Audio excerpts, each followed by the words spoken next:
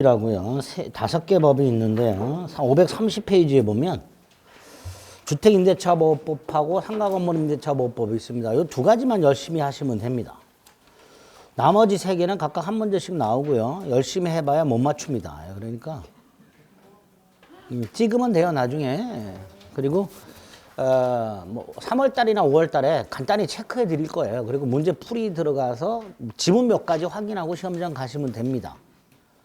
그리고 찍으면 되니까 나머지 3개 법은 신경도 쓰지 마세요. 물론 이제 모의고사 보면 맨날 틀리죠. 괜찮아요. 어차피 시험장 가서요. 이 3개 법은 풀 시간도 없습니다. 78, 79, 80번인데요. 75번쯤 풀 때 보면 10분 남았습니다 라는 소리가 들립니다. 그러니까 풀 시간이 없어요, 아예.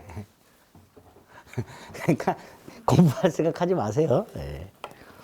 그래서 안 할 거냐, 자식? 아예 합니다. 하긴 하는데 오늘은 안 하고요. 3월달이나 5월달에, 7월달에 조금씩 해드리겠습니다. 자, 530페이지, 31페이지에 보면 주택임대차보호법과 상가건물임대차보호법인데 이 중에서 주임법, 상임법은 구조가 똑같아요. 조문도 거의 비슷합니다.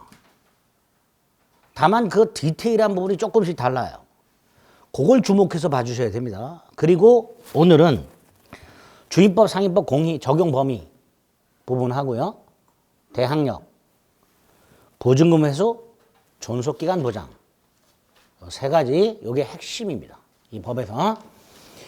그리고 주임법, 상임법 공의, 계약 갱신 요건이라는 게 있습니다. 그게 어떤 건지 그거까지 딱 체크를 할 겁니다. 그 기본이 되는 걸 머릿속에 숙지를 하셔야 나중에 이 주임법, 상임법 관련된 판례까지를 이해하실 수 있게 됩니다. 근데 이 기본이 되는 거를 정확하게 숙지를 안 하면 그 상태에서 판례를 보면 섞여가지고요. 굉장히 혼란스럽습니다. 그러니까 기본이 되는 걸 정확하게 숙지하자, 오늘은. 먼저 534페이지 가면 주택임대차보호법이 나와 있습니다. 거기에 적용, 이 법을 만든 목적이 제1조에 규정이 되어 있습니다. 주거용 건물을 줄여서 이제 주택이라고 하는데요. 그 주거용 건물에 관한 임대차에 대해서 민법의 특례를 정함으로써 국민의 주거 생활의 안정의 보장을 목적으로 한다라고 되어 있습니다. 아까 우리가 민법상 임대차를 봤지만요. 일단 민법상 임대차에는 대항력이라는 게 기본적으로 없었죠. 겨우 대항력을 갖추려면 등기를 하거나 622조가 있었는데 622조는 건물 소유 목적의 토지 임대차란 말이죠. 그러니까 주거용 건물이나 상가 건물 임대차에는 622조가 적용이 안 돼요. 결과적으로 주거용 건물이나 상가 건물 임대차에서 임차인이 대항력을 갖추는 방법은 민법상 등기밖에 없습니다. 그런데 임대인이 등기를 안 해준단 말이죠. 결과적으로 주거용 건물 임대차나 상가 건물 임대차에서 민법상 대항력을 갖출 수 있는 방법은 거의 없다고 보시면 돼요. 임대인이 등기해주지 않는 한. 그러니까 그 임차권 등기 없이도 대항력을 부여하는 방법을 규정하게 됩니다. 아주 중요하겠죠. 두 번째로 민법상 임대차는 보증금에 관한 규정이 전무하다 그랬어요. 그럼 어떤 문제가 생겨요? 주거용 건물이나 상가 건물을 임차한 상태에서 보증금을 줘놨어. 근데 경매가 돼. 그럼 임차인이 그 경매 대가에서 보증금을 후순위 권리자보다 우선해서 배당을 받을 수 있는가? 없어요, 민법상. 그러니까 다른 권리자들이 다 배당받고 혹시 찌끄리고 남은 게 있으면 그거 갖고 나가야 되는 문제가 생깁니다. 즉 민법상 임대차는 보증금 회수 장치가 전무하단 말이죠. 그러니까 주임법에서 그 보증금을 경매대가로부터 후순위 권리자보다 먼저 배당받을 수 있는 길을 열어놨습니다. 두 번째 보장제. 세 번째, 민법에는 존속기간 보장이 있다 없다? 없지요. 존속기간을 보장해 주려면 최단기간이 규정이 돼야 되는데 민법상 임대차는 최장기간도 규정이 없고 최단기간도 규정이 없으니까 결국 존속기간이 보장이 안 된단 말이죠. 그러니까 임대차 기간을 정할 때 집주인이 2년 안 돼요. 6개월만 사세요. 이런 식으로 계약을 하는 경우가 생기게 된단 말이죠. 그래서 안 되겠다. 존속기간을 보장해 주자. 그리고 갱신도 문제가 되죠. 갱신은 약정갱신, 법정갱신 있잖아요. 그죠? 그 외에도 임차인이 더 살고 싶어. 그래서 임차인에게 계약 갱신 요구권이라는 걸 줘서 임차인의 의도대로 갱신이 될 수 있도록 그런 걸 마련을 해서 주거생활이나 경제생활의 안정을 보장해 주는 걸 목적으로 합니다. 그러니까 주임법 상임법에서 핵심적인 내용이 지금 말씀드린 그 네 가지가 되는 거예요. 대항력 부여, 경매대가로부터 보증금 회수, 존속기간 보장, 갱신 요구권. 이게 핵심적인 내용이 됩니다. 자, 이런 주택임대처벌법은 오른쪽에 보면 어디에 적용이 되는가? 주거용 건물의 전부 또는 일부 임대차에 적용이 되죠. 자, 주거용 건물의 일부 임대차에도 적용이 된다는 건 아파트 방 한 칸을 빌린 경우 이때도 주임법이 적용이 된다 이런 뜻이에요. 그 적용 범위와 관련해서 밑에 보면 인적 범위가 나옵니다. 아까 목적에서 국민의 주거 생활의 안정 보장이라고 그랬죠. 그러니까 당연히 임차인이 자연인인 경우에만 적용이 되는 거죠. 법인이 주거 생활하는 경우는 없잖아요. 그죠? 그러니까 자연인인 경우만 적용이 되고요. 분명히 국민이라고 되어 있지만 외국인도 된다라는 게 판례입니다. 물론 이제 1심 서울지방법원 판례긴 한데 외국인도 된다라는 게 판례인데 문제는 법인입니다. 좀 전에 임차인이 법인인 경우에는 주임법이 적용이 안 된다 그랬죠. 근데 예외가 두 개가 있습니다. 가배주택을 임대하여 무주택 서민을 입주자로 선정해서 재임대 사업을 하는 LH공사, SH공사, 토지주택공사나 서울지방공사 이런 경우 하고요. 중소기업 기본법에서 규정하고 있는 중소기업 기본법에는 중소기업의 기준을 정해놨습니다. 그 기준에 따른 중소기업이 주택을 임대하여 직원으로 하여금 거주하게 하는 경우 이때 입주자로 선정된 자 또는 직원은 구조를 가만히 들여다보면 전차인이죠. 그죠? 얘가 임차인이잖아요. 자, 이때 요 전차인이 주택을 인도받고 주민등록을 하면 전차인이 아니라 법인인 임차인이 대항력을 갖도록 하고 있습니다. 얘가 대항력을 하는 게 아니고요. 법인이 대항력을 갖습니다. 이렇게 법인이 임차인인 경우 예외적으로 주임법이 적용되는 경우가 두 개. 그게 동그라미 2, 동그라미 3번에 있습니다. 자, 2번의 물적 범위는 주택의 전부 또는 일부 임대차에 적용이 된다 그랬고 다음 페이지에 보면 쭉 내려서 동그라미 3번에 미등기 주택전세라고 있습니다. 미등기 주택전세가 뭐예요? 전세계약은 했지만 전세권 등기하지 않은 거.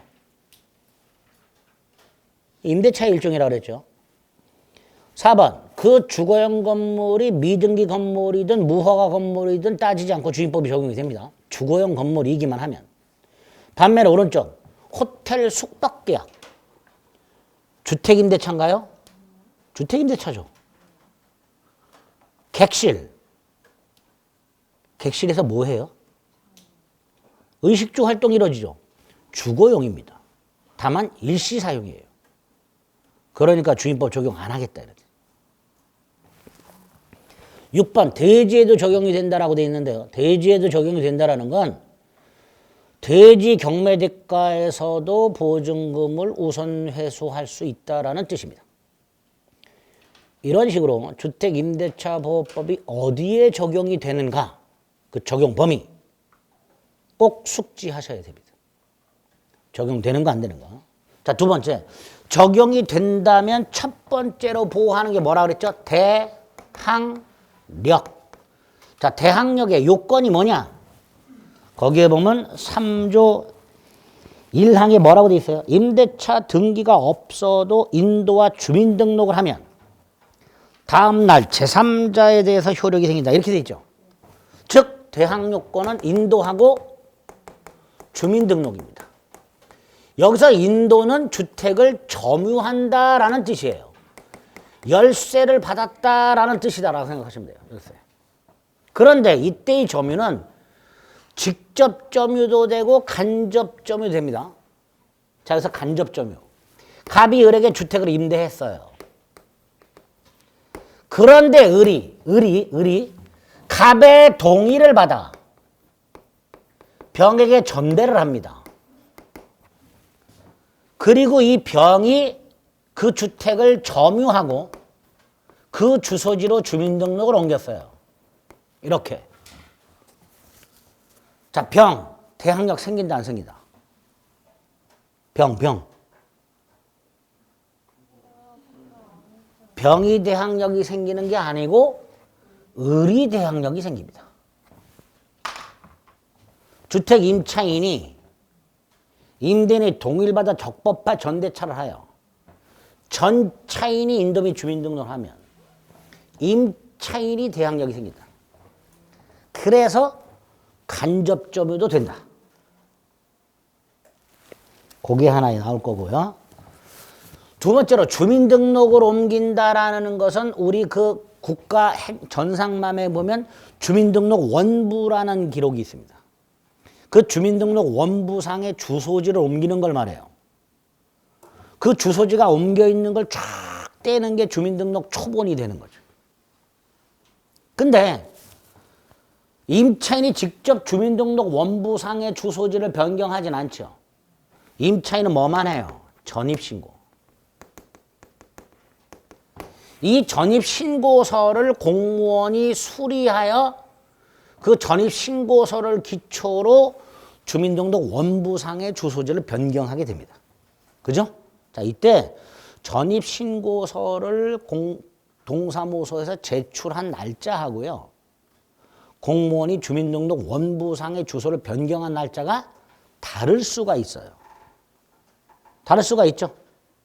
일이 폭주하거나 뭐 휴가를 갔거나 등등 해서. 그래서 전입신고한 때 주민등록한 것으로 본다. 이렇게 조문을 두게 됩니다. 여기서 전입신고한 때가 언제냐? 전입신고한 때란 구체적으로 공무원이 전입신고서를 수리한 때를 말합니다. 전입신고서가 동사무소에 도달한 때가 아니고요. 그거를 공무원이 수리한 때.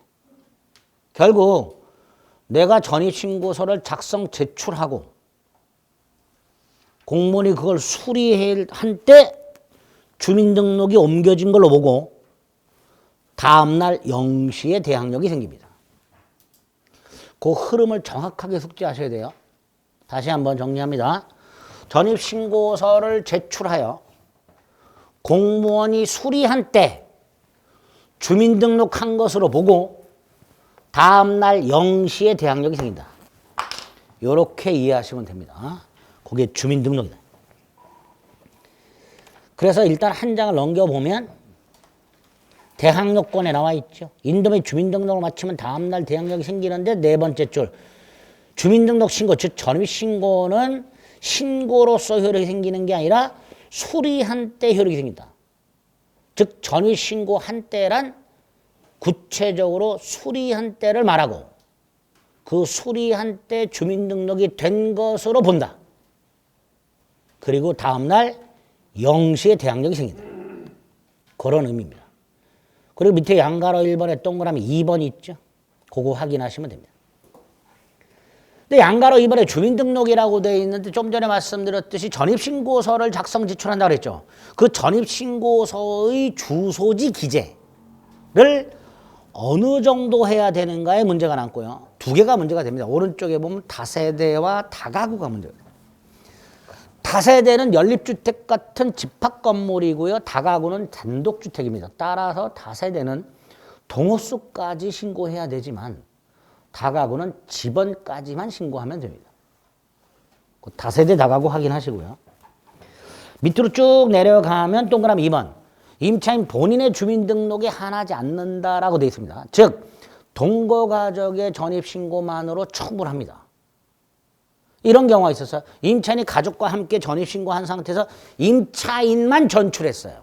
대항력 상실하지 않는다가 판례입니다. 즉 동거가족의 주민등록으로도 충분하다. 그리고 한 장 넘겨서 이 주민등록은 계속 존속해야 됩니다. 임차인이 가족과 함께 전출하는 순간 대항력은 상실되고요. 다시 재전입 신고했다 해서 기존 대항력이 부활하는 게 아닙니다. 새로운 대항력이 생길 뿐입니다. 그때부터. 그래서 대항력권은 계속 존속하고 있어야 한다. 됐죠? 그 다음에 밑으로 동그라미 5번을 내려가면 임차인이 적법하게 전대차를 한 경우라고 돼 있죠. 아까 이거 말하는 거죠. 갑이 을에게 주택을 임대했고 을이 갑에 동의받아서 전대를 했고 전차인이 인도비 주민등록을 하면 임차인이 대항력이 생긴다라고 돼 있죠. 그죠? 근데 문제가 거기 동그라미 5번의 두 번째 줄에 보면 다음 날부터라고 이거 가로치세요. 다음 날부터 아닙니다. 이게 두 가지가 있습니다. 그 두 가지 말씀드릴까? 아니다. 안 하는 게 낫겠다. 그냥 이런 경우 한번 생각해 보죠. 을이 살다가 전대하는 경우. 있죠? 그럼 을이 살다가 전대했다면 을이 대항력이 있었겠죠? 그게 그대로 존속합니다. 그 다음에 을이 임대하고 바로 전대한 경우. 그게 요거죠. 그럼 다음날 생기느냐? 아닙니다. 우리 대법원은 그때로부터 대항력이 생긴다고 해요. 그때로부터. 다음날이 아니라 그때로부터. 그럼 그때로부터가 어디냐? 언제냐? 이거 갖고 학자들이 싸워요.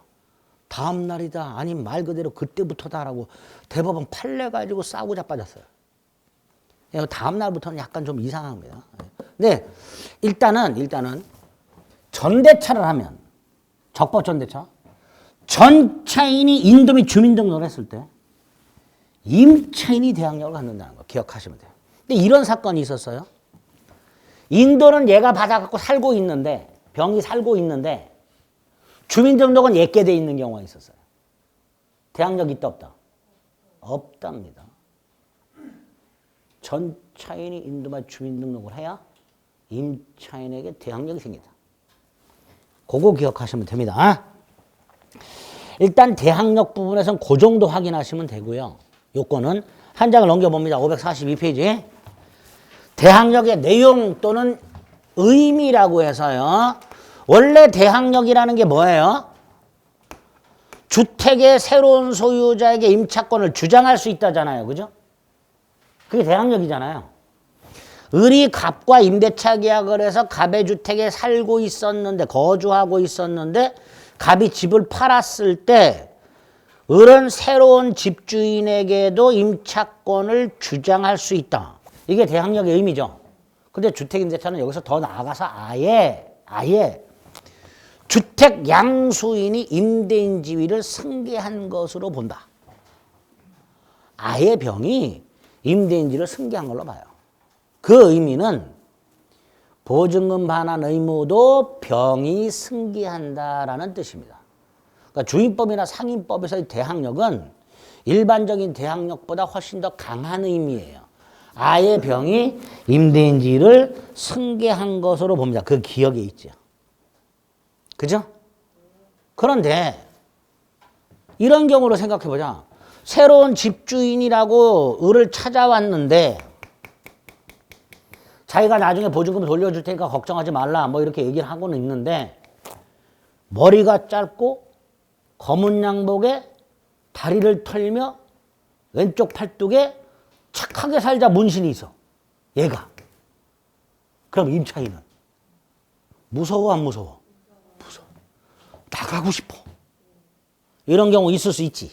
즉 임차인이 이 승계를 원하지 않는 경우가 있을 수 있더라. 그럴 때 을은 갑과의 계약을 해지하고 갑에게 보증금 반환을 청구할 수 있다. 그게 니은. 그 기억 니은 두 개를 구별해서 기억해 주시면 됩니다. 됐죠? 자, 일단 그 정도 확인한 다음에 한 장을 넘겨보면 544페이지 맨 위에 동그라미 2번이 있습니다. 그 동그라미 2번 하고요. 547페이지에 가면 맨 위에 양가로 5번이 있습니다. 대항력과 우선 변제권을 겸유한 경우. 자, 이 두 개를 같이 놓고 봐야 됩니다. 대항력이라는 것은 새로운 소유자에게 임차권을 주장할 수 있는 힘 그랬죠. 그게 대항력이죠. 그런데 얘가 살고 있는데 갑이 주택을 판 게 아니고 경매가 된 경우, 그래서 얘가 경락을 받은 경우, 을이 살고 있는데 갑의 주택이 갑의 채무를 변제하지 않아서 뭐 은행이나 이 주택을 경매를 넣은 경우, 이때 임차권은 어떻게 되는가? 자, 원칙은요, 주택이 경매가 되면 임차권을 소멸하는 게 원칙입니다. 주택이 경매되면 뭐가 된다고요? 소멸하는 게 원칙이에요. 그런데 얘보다 선순위 저당권이 없어. 얘가 없어. 얘가 최선순위야. 얘가 최선순위라면 주택이 경매가 될 때 을은 둘 중에 하나를 선택할 수 있어요. 첫째, 대항력을 선택해서 경락인에게 임차권을 주장할 수 있고요. 나중에 경락인으로부터 보증금을 반환받아 나갈 수 있습니다. 그걸 선택하거나 또는 법원으로 달려가서 우선변제권을 선택해. 우선변제권. 아까 주택임대차보호법에 의하면 경매대가로부터 후순위 권리자보다 보증금을 우선변제 받을 권리가 있다 그랬죠. 그걸 선택을 해. 그래서 법원에다 배당을 요구해서 보증금을 반환받고 나가는 이 둘 중에 하나를 선택할 수 있습니다. 어떤 경우에? 최선순위일 때. 그게 양가로 5번에 있는 거예요. 대항력과 우선변제권을 겸유한 경우. 거기서 말하는 대항력이란 경락인에게 대항할 수 있다는 뜻입니다. 이렇게 대항력과 우선변제권 두 가지 갖고 있는 사람은 둘 중에 하나를 선택할 수 있다 이런 뜻이에요. 그래서 우선변제권을 선택해서 보증금 전액에 대해 배당 요구할 수 있다 말이죠. 또는 경락인에게 임차권을 주장할 수도 있습니다. 그런데 다시 아까 544페이지로 돌아가면 맨 위에 동그라미 2번에 뭐라고 되어 있냐 하면 후순위 저당권 실행으로 주택이 경락이 됐는데 선순위 저당권이 함께 소멸했다라고 되어 있죠. 다시 말해서 임차인보다 선순위 저당권자가 있다 이런 뜻이에요. 이럴 때는 그냥 소멸합니다. 아무리 대항 요건을 갖추고 있다 하더라도요. 경락인에게 대항을 못합니다. 그냥 소멸합니다. 그리고 배당 요구해서 순위에 따라 보증금을 돌려받고 다 받든 못 받든 소멸합니다. 그래서 아까 말씀드린 대로 주택이 경매가 되면 임차권은 소멸하는 게 원칙이다라고 말씀을 드린 거예요. 다만 좀 전에 말씀드린 대로 임차인보다 선순위 권리자가 없을 때는 선택을 할 수 있다. 경락인에게, 즉 법원에 배당을 요구하지 않고 우선변제권 행사하지 않고 경락인에게 임차권을 주장하고 나중에 경락인으로부터 보증금을 반환받을 수 있다. 이렇게 됩니다. 구별하실 수 있겠죠? 꼭 구별하셔야 됩니다. 자, 여기까지가 이제 대항요건과 의미가 되는 거고요. 544페이지에 보면 이제 보증금 회수가 있죠. 그 보증금 회수는 주택 또는 대지의 경매대가로부터, 매각대금 말고요. 갑이 팔아먹은 경우 말고요.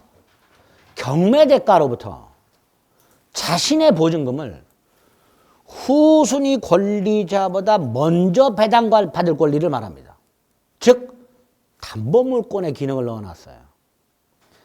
담보물권의 기능이 크게 두 가지죠. 임의경매권과 우선변제권. 그중에 임의경매권은 없고 우선변제권을 임차권에 부여하고 있습니다. 그런데 우선변제를 받으려면요. 일단 대항요건 갖추고 있어야 되고요. 플러스 계약서의 확정일자를 받아놔야 됩니다. 그게 2항입니다. 대항요건과 임대차 계약증서의 확정일자를 갖춘 임차인은 경매 또는 공매. 공매는 어디서 하죠? 캠코에서 하죠. 한국자산관리공사에서. 경매는 돈 안 갚을 때 하는 거고요. 공매는 세금 안 냈을 때 하는 거죠. 체납 처분 공매죠. 어쨌든 경매나 공매 했을 때 그 환가 대금, 즉 경공매 대금으로부터 후순위 권리자보다 우선 변제를 받을 권리가 있다. 그게 임차인의 우선 변제권이 됩니다. 요건이 대항 요건 플러스 확정일자. 됐죠? 그 다음에 1항은 조금 독특한 건데요. 임대차가 끝났어요. 근데 보증금을 안 돌려줘요, 얘가. 그럼 첫째 임차인은요, 동시 이행의 항변권 행사할 수 있어요. 즉, 임대인의 보증금 반환과 임차인의 주택 반환이 동시 이행 관계입니다. 이게 첫 번째고요. 두 번째, 갑이 차일피일 계속 미루고 있으면 임차인은 어떻게든 보증금을 반환받아 나가야 되잖아요. 그럼 주택을 경매할 수 있는데요. 저당권자처럼 임의경매권이 없어요. 따라서 일반 채권자와 마찬가지로 강제경매를 해야 됩니다. 그런데 강제경매를 하려면 집행권원이라는 게 필요합니다. 즉 집행권원을 가지고 경매법원에 경매를 신청하는 게 강제경매예요. 이때 집행권원의 대표적인 게 뭐냐? 승소 확정 판결문입니다. 결국 주택 임차인이 주택을 강제 경매하려면 먼저 임대인을 상대로 보증금 반환 청구 소송을 제기하여 승소 판결을 받아가지고 그 판결문을 집행권원으로 해서 강제 경매를 신청하게 됩니다. 저당권자 등은 바로 경매를 넣어요. 이걸 임의 경매라고 합니다. 근데 일반 채권자들은 바로 경매를 못 넣어요. 법원 입장에서는 얘가 채권자인지 아닌지 모르잖아요. 그러니까 내가 채권자다라는 걸 증명하는 서류를 내야 돼요. 그걸 집행권원이라고 하는 거예요. 그게 확정 판결문. 문제는 얘가 승소 확정 판결문을 받아가지고 법원에다 경매를 신청하겠죠. 그걸 집행개시라고 해요. 그런데 민사집행법 41조에서는 여기 보세요. 동시이행관계에 있는 자가 집행을 개시하려면 자신의 반대 의무를 이행 제공하라고 돼 있어요. 동시행 관계에 있는 자가. 왜? 그래야 상대방을 지체에 빠뜨리잖아요. 그죠? 우리 동시행명권 보셨잖아. 내가 이행 제공을 함으로써 상대방을 지체에 빠뜨려야 되잖아요. 그래서 민사집행법 41조에서는 보증금 반환과 목적물 반환이 동생관계라고 그랬잖아요. 그 동생관계 있는 자가 집행을 개시하려면 자신의 반대 의무를 이행 제공함으로써 상대방을 이행 지체에 빠뜨려야만 하도록 하고 있습니다. 이게 집행 개시 요건입니다. 그런데 그 민사집행법을 주택임대차법법에 적용을 하면 얘는 집행 개시할 때 경매 신청할 때 집을 비워야 되죠. 근데 집을 비우는 순간 대항력 사라지고 우선 변제권도 사라져요. 그러니까 집을 비우지 않고도 경매를 신청할 수 있도록 해줘야 되겠죠. 그게 1항. 임차인의 반대 의무의 이행 또는 이행 제공 집행 개시 요건으로 하지 아니한다. 민사집행법 41조 규정에도 불구하고 의미 아시겠죠?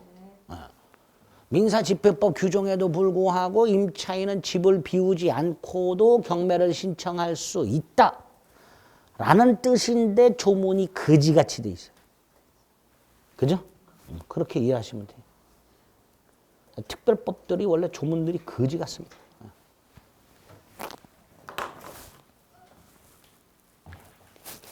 그래서 그 보증금 회수와 관련해서는 2항이 기본이고요.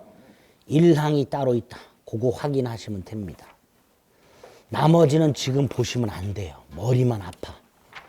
쭉쭉 넘어갑니다. 자, 550페이지에 가면요. 소액보증금의 최우선 변제라고 되어 있습니다. 좀 전에 봤던 3조의 2의 우선 변제권은 후순위 권리자보다 먼저 받는 거예요. 선순위 권리자 먼저 받지 못해요. 그런데 요 놈은요. 제일 먼저 받는 거야. 제일 먼저. 이게 8조입니다. 주임법 8조의 대항력. 8조의 우선 변제권. 그런데 임차인이 보증금을 가장 먼저 배당을 받으려면 요건이 필요합니다. 첫째가 보증금이 일정액 이하여야 돼요. 오른쪽 기준이 있습니다. 서울 경우 보증금이 1억 5천만 원 이하여야 돼요. 그래서 소액 임차인이라고 부르는 거예요. 그 다음에 그 1억 5천만 원 이하의 보증금을 다 받는 것도 아니에요. 일정액을 한도로 받습니다. 5천만 원까지. 그 기준이 4단계가 있죠. 그죠? 나중에 외워야 돼요. 지금 외우지 마시고 또 언제 개정될지 모르니까. 수시로 개정됩니다. 요새 집값이 하도 잘 뛰어서.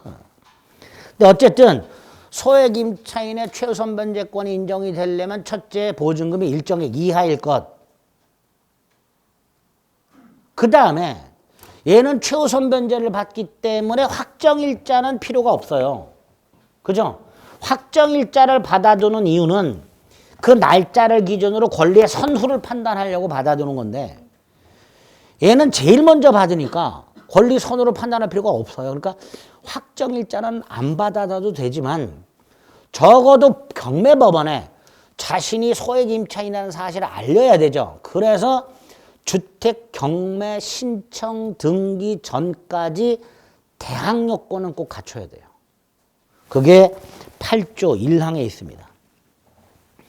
임차인은 보증금 중 일정액을 우선해서 변제받을 권리가 있는데 이 경우 임차인은 주택에 대한 경매 신청 등기 전에 3조 1항 즉 대항 요건은 갖춰라.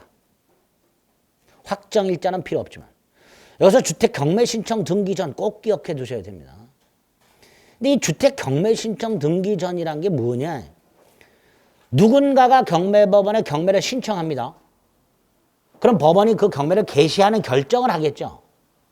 그 경매를 개시하는 결정을 하면 법원은 등기소에 촉탁을 합니다. 경매 개시 결정 기입 등기.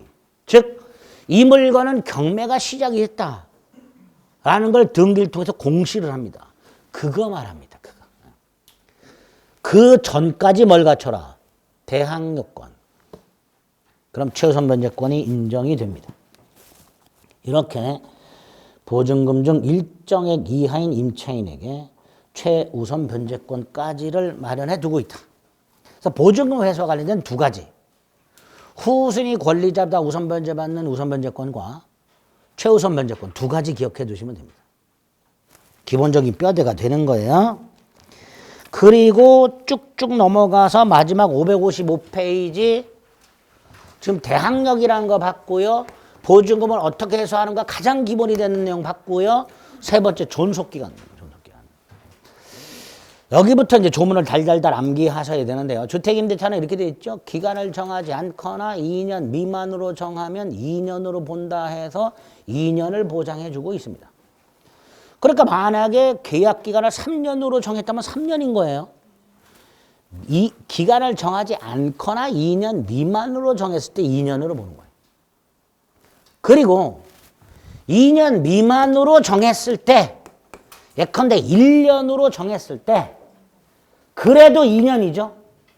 그런데 임차인은 1년을 주장할 수 있습니다. 임차인만. 임대인은 안 되고. 2년 미만의 기간을 정했다 하더라도 2년으로 보되 임차인만은 그 2년 미만으로 정한 기간의 유효를 주장할 수 있습니다. 임차인만. 거기 존속기간에서 꼭 기억하실 거예요. 1항. 그 다음에 2항은 존속의제라고 해서 임대차가 끝났지만 임대인이 보증금을 안 돌려주고 있어. 그러면 기간이 연장이 돼요. 임대차 기간이. 언제까지? 보증금을 돌려 받을 때까지. 임대차 기간이 연장이 됩니다. 민법에는 이런 거 없어요. 그런데 2항 존속의제가 있습니다. 이렇게 존속기간에 관한 규정 정확하게 1항, 2항 숙지하시고 그 다음에 갱신이 나옵니다. 갱신은 가장 좋은 게 약정갱신이죠. 합의갱신. 임대인과 임차인이 합의로 갱신할 수 있죠. 자, 합의로 갱신할 때는요. 차임이나 보증금을 어떻게 정하든 상관이 없습니다. 합의로 하는 거니까. 두 번째가 법정갱신, 묵시갱신이 있습니다. 그런데 이 법정갱신, 묵시갱신의 요건이 민법상 임대차 법정갱신과는 완전히 다릅니다. 민법상 임대차의 법정갱신은 요건이 어땠죠? 아까 기간 만료, 계속 사용, 임대인이 이의하지 아니한 때 갱신됐죠? 주임법은 전혀 다르게 기간이 만료가 되기 6달 전부터 2달 전 사이에 임대인이 나가달라 통지하지 않은 경우, 즉 아무 말 안 한 경우, 또는 기간이 끝나기 2달 전까지, 언제부터는 없어요. 2달 전까지 임차인이 나가겠다 통지하지 않은 경우, 이럴 때 갱신이 되도록 하고 있습니다. 이 주택임대차의 법정갱신은요, 그 요건은요, 반대로 생각을 하면 이해가 쉬워요. 법정갱신을 막으려면 어떻게 될까? 막으려면. 법정갱신을 저지하려면 임대인은 어떻게 해야 돼요? 저지하려면 통지해야죠. 언제? 요 사이에. 반드시. 또 임차인도 법정갱신을 저지하고 기간이 끝났을 때 이사를 나가고 싶어. 그럼 어떻게 해야 돼요? 통지해야지. 언제까지? 2달 전까지는. 그죠?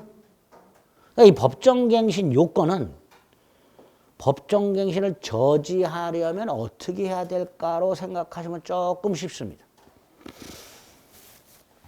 그래서 임대인이 4달 동안 아무 말을 하지 않고 있었던 경우와 임차인이 2달 전까지 아무 말을 하지 않은 경우, 이럴 때 법정갱신 되도록 하고 있으니까 만약에 임대인이 요 사이에 나가달라 통지하거나 임차인이 2달 전까지 나가겠다고 통지를 했다면 법정갱신은 안 된다 말이죠.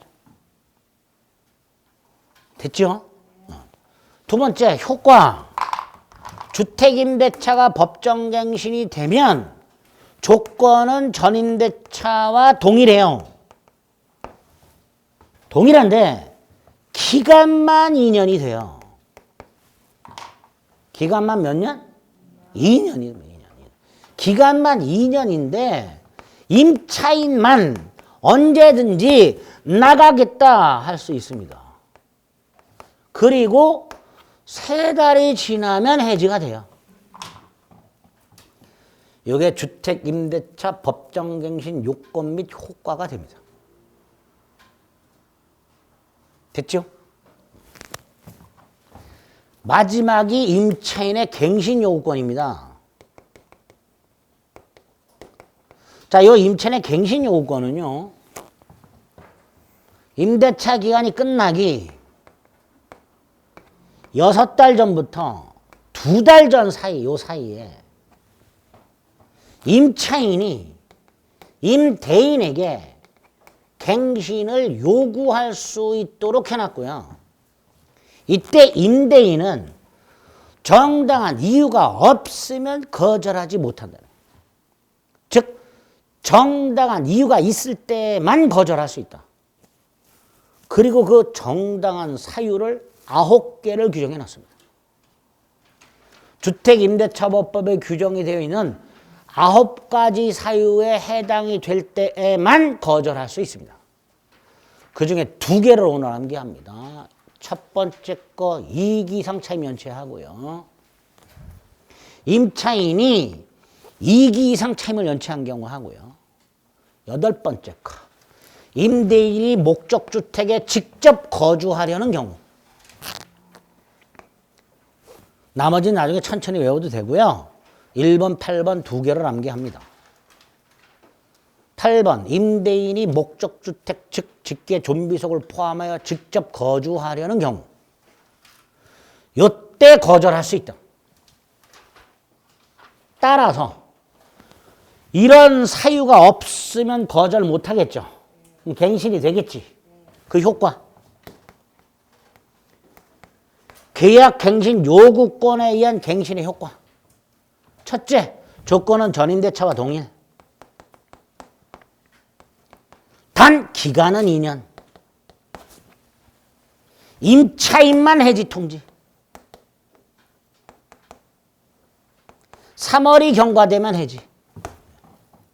그리고 기존 차입 및 보증금이 있겠죠. 그 차입 및 보증금은 20분의 1 범위 내에서 증액 또는 감액. 이게 임차인의 주택 임차인의 계약갱신 요구권에 의한 갱신의 효과입니다. 법정갱신 효과하고 조금 다르죠. 뭐가 달라요? 이게 다르죠. 법정갱신 이런 거 없어요. 똑같아요. 차입 및 보증금은 옛날 거하고 법정갱신은. 그런데 계약갱신 요구권에 의한 갱신은 요게 추가돼요. 구별이 돼야 됩니다. 굉장히 복잡해요. 주임법 상임법이. 갱신과 관련해서. 그 다음 임대인이 여기 잠깐 보세요. 여기 보세요. 8번째 사유. 지가 직접 거주하겠다. 라는 사유로 계약갱신을 거절했는데 만약에 계약갱신을 거절하지 않았더라면 갱신되었을 기간 몇 년이죠? 2년. 요 2년 내에 임대인이 정당한 사유 없이 제3자에게 임대를 해버린 경우 지가 살겠다고 해놓고 그럴 때 임차인은 손해배상을 청구할 수 있도록 해놨습니다. 임대인이 8번째 사유를 근거로 계약갱신을 거절한 후 2년 내에 제3자에게 정당한 이유 없이 주택을 임대를 했다면, 매각 아닙니다. 임대를 했다면 임차인은 임대인에게 손해배상을 청구할 수 있도록 해놨습니다. 그래서 임차인은 8번째 사유로 계약갱신 요구를 거절당했다면 향후 2년 동안 기존 주택을 감시를 해야죠. 새 임차인이 들어왔나 이렇게. 그래서 정보 제공을 요청할 수 있는 권리까지 임대인에게 주고 임차인에게 주고 있습니다. 어쨌든 이런 좀 거지 같은 내용들이 있어요. 뭐 임차인을 보호한다고 만들어 놓긴 했는데요. 제가 볼 때는 5호 감시 통제하는 거하고 비슷해요. 임차인이 임대인 감시할 수 있도록. 뭐 어쨌든 그렇게 계약갱신 요구가 있습니다. 그게 555페이지. 임대차 기간 4조 1항 2항 6조 1항 2항 6조의 2 1항 2항 6조의 섬 1항과 그 밑에 사유 1호 다음 페이지 8호. 그 다음에 2항에 보면요. 이 주택 임차인의 계약갱신 요건은 1회만 행사할 수 있습니다. 1회. 1회에 하나요. 한 번만 행사할 수 있습니다. 한 번만. 사망. 갱신되는 임대차는 전임차와 동일 조건으로 계약한 걸로 보되 차임 및 보증금은 7조의 범위, 7조 범위가 20분의 1입니다. 그 범위 내에서 증감할 수 있고요. 2항 단서에 보면 존속기한은 2년으로 본다라고 돼 있죠. 그죠? 4항에 보면 해지에 관한 6조의 2를 준용한다고 돼 있는데 이게 뭐예요? 언제든지 임차인은 해지 통지할 수 있다. 3월이 경과하면 해지가 된다. 그 내용입니다. 이게 갱신 요구권이고. 5항이 뭐예요? 임대인이 1항 8호 사유로 갱신을 거절했음에도 불구하고 갱신 요구가 거절되지 아니하였더라면 갱신되었을 기간 몇 년? 2년 내에 정당한 사유 없이 제3자에게 목적택을 임대한 경우, 매각이 아니라 임대한 경우 임차인은 뭐 할 수 있다? 손해배상을 청구할 수 있다. 이렇게 주택임대차의 갱신, 법정갱신과 임차인의 계약갱신, 요구권에 의한 갱신을 분명하게 구별해 주셔야 됩니다. 됐죠? 자, 오늘 주택임대에서 봐야 될 내용이 딱 요 정도입니다. 그리고 564페이지 상가건물 임대차로 갑니다. 역시 적용 범위가 문제가 되는데요. 일단 상가건물 임대차는 영업용 상가건물의 전부 또는 일부 임대차에 적용이 될 것이고요. 두 번째, 국민의 경제생활의 안정의 보장을 목적으로 하기 때문에 임차인이 법인인 경우에도 당연히 적용이 됩니다. 이게 주임법과 다른 점인데 세 번째, 주임법과 다른 점 또 하나. 보증금이 일정액 이하의 경우에만 적용이 됩니다. 상가 건물 임대차 보호법은 보증금이 기준액 이하의 경우에만 적용이 돼요. 만약에 보증금이 기준액을 초과해버리면 민법상 임대차만 적용이 됩니다. 그때 기준 금액이 또 4단계가 있습니다. 한 장을 넘겨보면 서울은 9억 이하죠. 이때의 보증금의 기준이 환산보증금이라고요. 보증금 더하기 월 단위 차임, 월세를 말하는 거죠. 곱하기 100. 여기 환산보증금이 됩니다. 거기 얘 뭐라고 돼 있어요? 보증금이 7억, 월세가 210. 환산보증금 얼마? 9억 1천. 상위법 적용된다, 안 된다? 안 된다. 예? 이런 걸 초과임대차라고 합니다. 그런데 이 초과임대차의 경우에도 상위법 규정 중에서 몇 개는 또 예외적으로 적용을 해줍니다. 뭐 대항력이라든가 3기 연체 해지라든가 계약 갱신 요구권이라든가 표준계약서 작성이라든가 이런 것들은 초과임대차에도 예외적으로 적용을 해줍니다. 그건 나중에 암기 따로 할 거예요. 자, 오늘은 상가건물 임대차는 첫째 법인이 임차인인 경우에도 적용이 된다. 두 번째 보증금이 일정액 이하의 경우에만 적용된다. 그것만 기억을 하시면 돼요. 그 상태에서 567페이지로 가면 대항력이 나오고 대항요건이 나옵니다. 아까 주택임대차는 인도 및 주민등록이죠. 상가건물은 인도 및 사업자 등록 신청. 사업자 등록증 교부가 아니고요. 사업자 등록 신청 다음 날입니다. 이게 대항요건. 나머지 내용은 주임법하고 똑같습니다. 보증금 회수도 똑같고요. 최선 변제 인정되는 것도 똑같아요. 자, 그러면 어딜 또 보시냐. 571페이지. 상임법은 주임법과 비교해서 기억하실 중요한 게 존속기간 및 갱신입니다. 자, 상임법의 존속기간. 존속기간은 딱 하나만 조심하시면 돼요. 2년이 아니라 몇 년? 1년. 1년. 기간을 정하지 않거나 1년 미만으로 정한 때는 1년으로 보고 1년 미만으로 정했을 때 임차인만은 그 유효를 주장할 수 있고. 됐죠? 그리고 이제 중요한 게 갱신입니다. 571페이지 하단에 보면 상임법도 법정갱신이 있고 갱신 요구권이 있어요. 약정갱신은 당연히 가능하고요. 자, 여기서 법정갱신 10조의 4항 5항입니다. 갱신요구 10조 1항부터 3항까지가 갱신요구입니다. 상위법은 이상하게요. 법정갱신과 갱신 요구권에 대한 갱신을 하나의 조문에 넣어놨어요. 성격이 완전히 다른데 조문을 분리해야 되는데 하나의 조문에 넣어놨습니다. 먼저 법정갱신은 상가건물 임대차 기간이 끝나기 6달 전부터 한 달 전 사이에 임대인이 가게를 비워달라 통지하지 않은 경우 법정갱신 됩니다. 여기서 주임법과 비교해서 구별하실 게 두 개예요. 하나가 2월이 아니라 1월이라는 거 하나고요. 또 하나가 임차인이 통지하지 않은 경우는 없어요. 상가건물에는. 제가 아까 주택임대차의 법정갱신을 이렇게 이해하자고 그랬어요.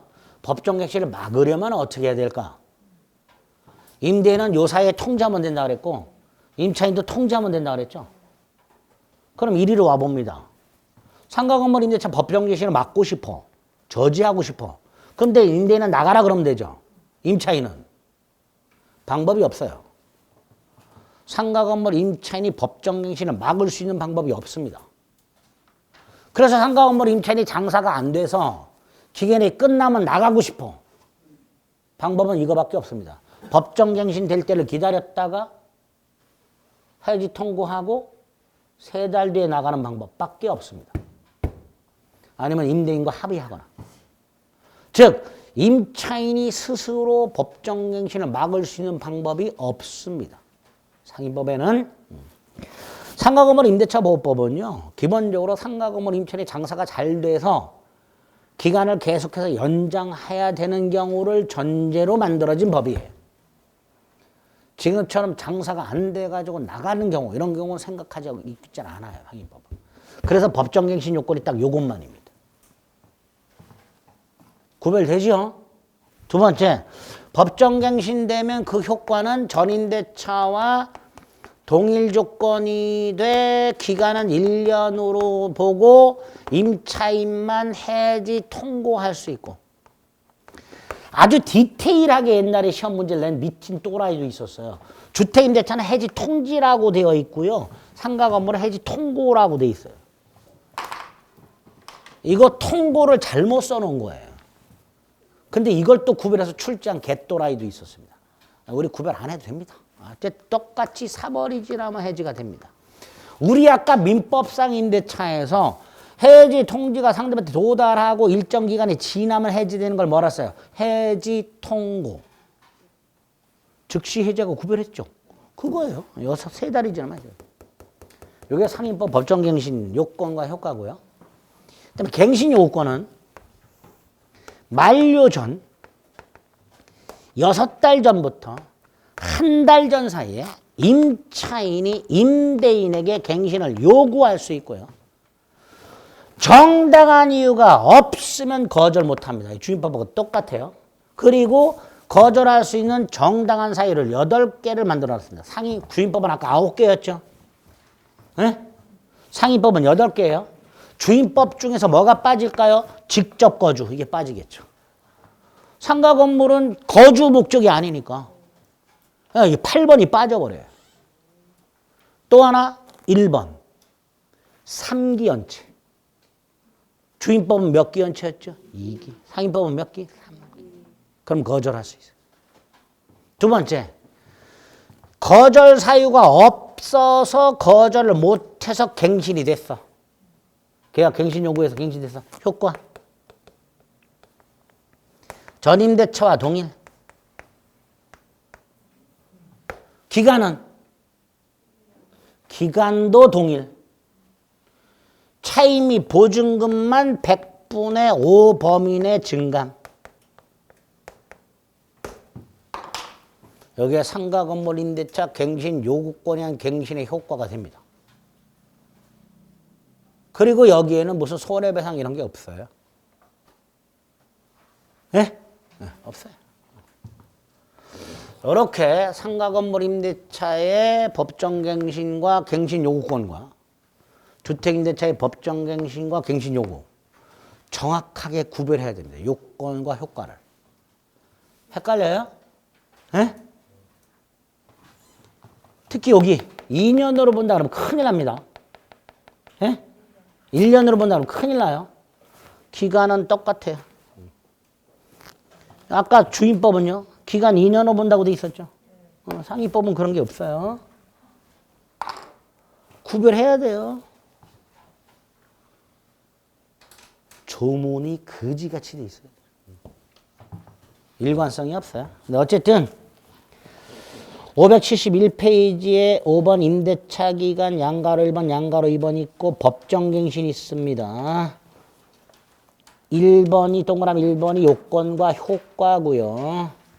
다음 페이지 임차인 언제든지 해지 통고할 수 있고요. 6번에 계약갱신 요구권이 있죠. 자, 양가로 1번이 요건이고요. 동그라미 1번부터 8번까지가 거절 사유고요. 그중에 동그라미 1번은 꼭 좀 기억해 주셔야 되고요. 오른쪽에 보면 양가로 3번이 있습니다. 아까 주택임대차에서의 갱신 요건은 1회만 행사할 수 있다고 그랬죠. 횟수를 제한하고 있어요. 횟수. 반면에 상가 건물은요. 전체 기간을 제한하고 있어요. 10년 초과하지 않는 범위 내. 횟수 제한이 없고요. 전체 임대차 기간이 10년을 초과하지 않는 범위 내에서만 행사할 수 있도록 해놨습니다. 따라서 만약에 최초 임대차 기간을 포함해서 전체 기간이 10년을 넘어버렸어. 그럼 더 이상 계약갱신 요구는 할 수가 없습니다. 약정갱신이나 법정갱신만 가능하고요.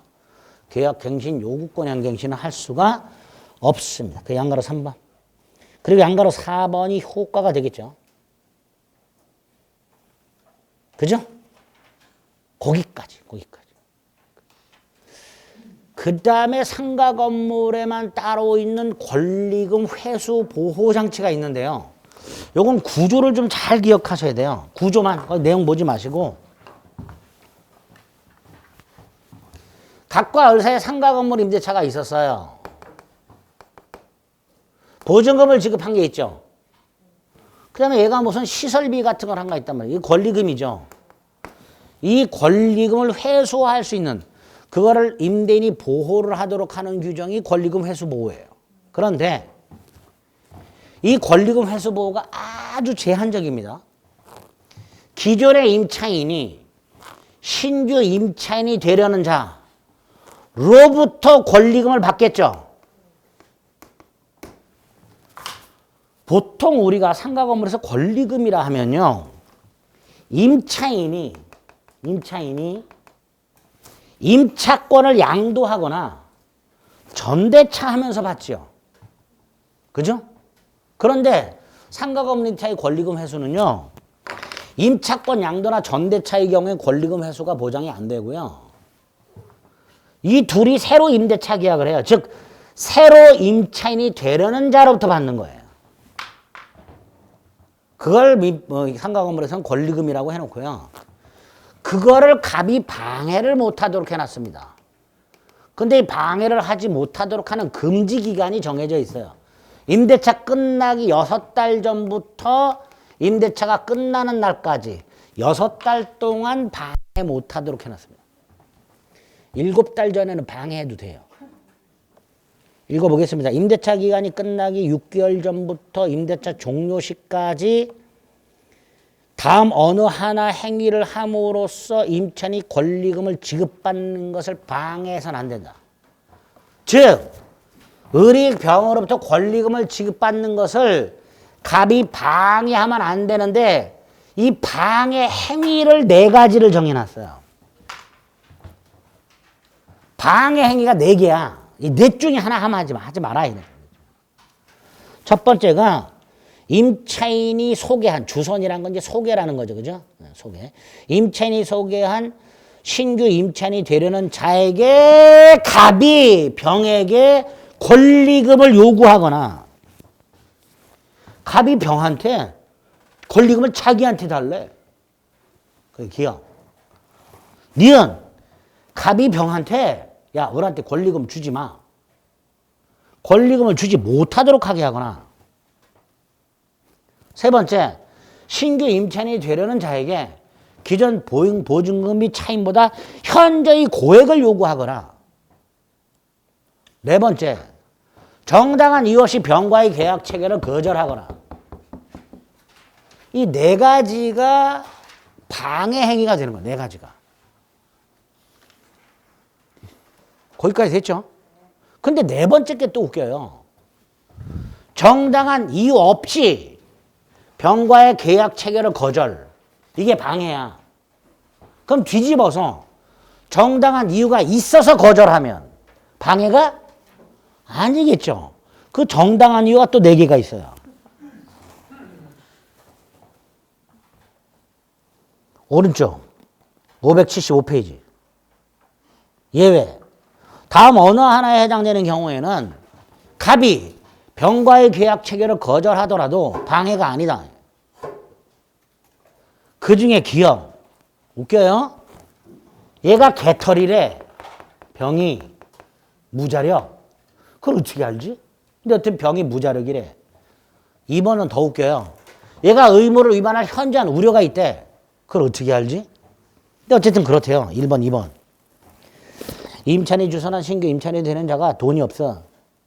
있는지 없는지 어떻게 할지 참 모르겠어요.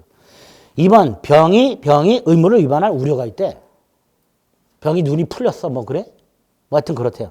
3번이 임대 목적물인 상가 건물이 1년 6개월 이상 영리 목적으로 사용하지 아니한 경우 이렇게 되어 있는데 요게요.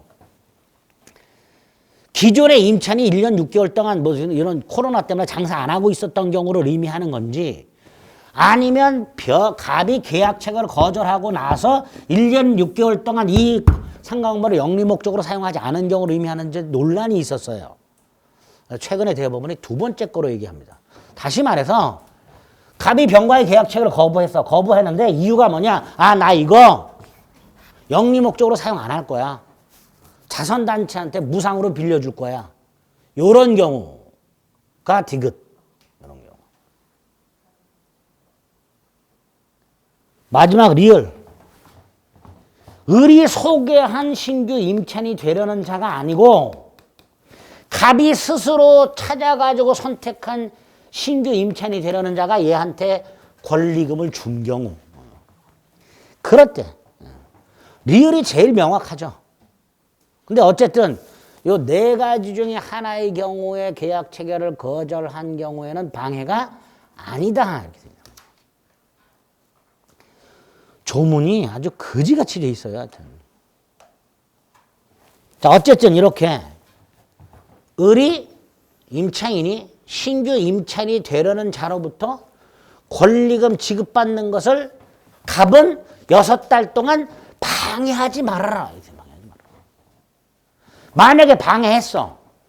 그럼 얘 권리금 못 받았죠. 손해배상을 청구할 수 있습니다. 을은 갑에게 손해배상을 청구할 수 있다. 왼쪽 위반 시의 효과. 동그라미 1번.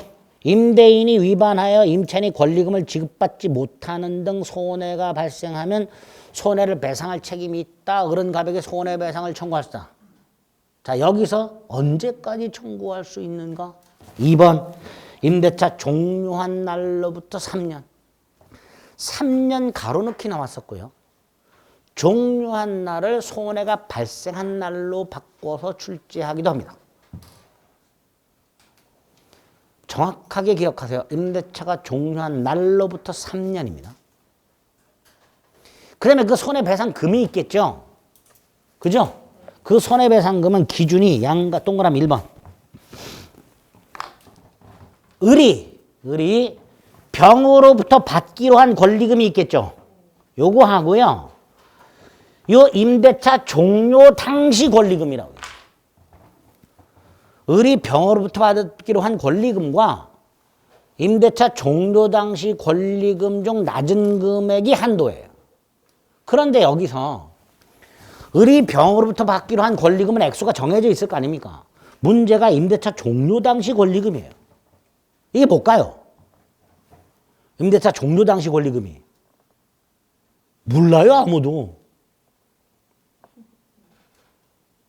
자, 요 임대차 종료 당시 권리금이란 부동산 학개론을 공부하다 보면 감정평가라는 게 나오죠. 거기에 보면 국토교통부 장관이 감정평가 기준을 고시하죠. 그 감정평가 기준 고시를 가면 여기에 나와요. 권리금 평가 기준이라는 게. 그게 신설이 돼 있어요. 그거에 따라서 산정한 권리금을 말합니다. 그게 신설된 게 얼마 안 됐어요. 그 전까지는 도대체 임대차 종료 당시 권리금의 정체가 뭐냐 갖고 학자들끼리 싸우고 그랬어요. 일단 국토교통부 장관이 고시한 그 평가 기준 생각하시면 됩니다. 어쨌든 그 중에 낮은 금액을 손해배상의 한도로 하고 있습니다. 이런 게 권리금 회수 장치다. 상위법에만 있다. 됐죠? 자, 여기까지가 주임법 상위법의 가장 기본이 되는 뼈대가 되는 조문들이고 내용입니다. 이게 정확하게 숙지가 돼야 돼요. 특히 이 갱신과 관련된 거 굉장히 복잡하죠. 안 복잡해요? 외워야 돼요. 굉장히 헷갈립니다. 이거. 정확하게 그 요건과 효과를 숙지하지 않으면 판례 봐야 의미 없습니다. 아시겠죠? 이번 순환에 제가 체크해드린 조문, 주임법, 상위법 정확하게 그 뼈대를 잘 세워두셔야 됩니다. 아시겠죠? 네. 오늘 이렇게 해서 정강을 하고요. 다음 주에 다시 민법 총칙부터 할 건데요. 1, 2월 달 한 거 중에서 적어도 의사표시까지는 강의를 한번 보고 오세요. 아시겠죠? 한 강의 한 개 한 6개 정도 될 겁니다. 1시간짜리로. 하루에 하나씩 보면 다음 주까지 보실 수 있죠? 꼭 부탁 좀 드릴게요. 다음 주에 보고 와도요. 이제 3, 4월 달 강의는 1, 2월 달 강의보다 조금 더 들어갑니다. 그리고 내용이 많아지는데 시간은 한정되어 있기 때문에 말이 조금 더 빨라져요. 안 보고 오시면 멍해집니다. 빨리빨리 여러분들이 쫓아오셔야 됩니다. 아시겠죠? 네, 여기까지 하겠습니다. 수고하셨습니다.